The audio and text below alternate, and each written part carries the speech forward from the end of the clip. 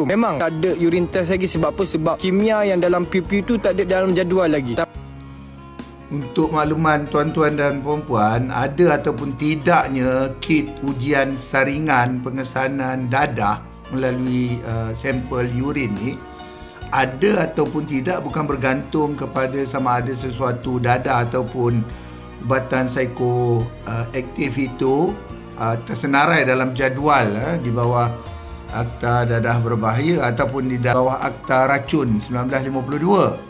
Tetapi sama ada sesuatu dadah itu ataupun bahan psikoaktif itu telah mula disalahgunakan. So itu yang menentukannya.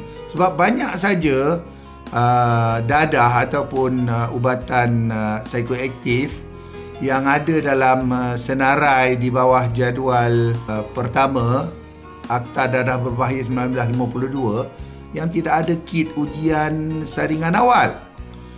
Yang keduanya, berkenaan dengan piu-piu ni ataupun piau-piau ni, bahan kimia yang dimasukkan ke dalam piau-piau ini bernama etomidate yang dikawal di bawah jadual pertama Akta Racun 1952. Ia merupakan ubat bius yang digunakan apabila seseorang itu menjalani pembedahan.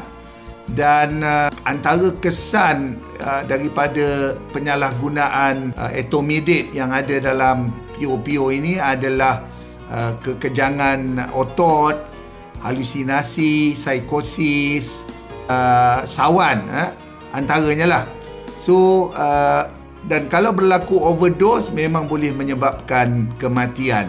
So jauhilah PO-PO ini, malah sebarang cecair vape yang tidak diketahui apa sebenarnya kandungan di dalamnya.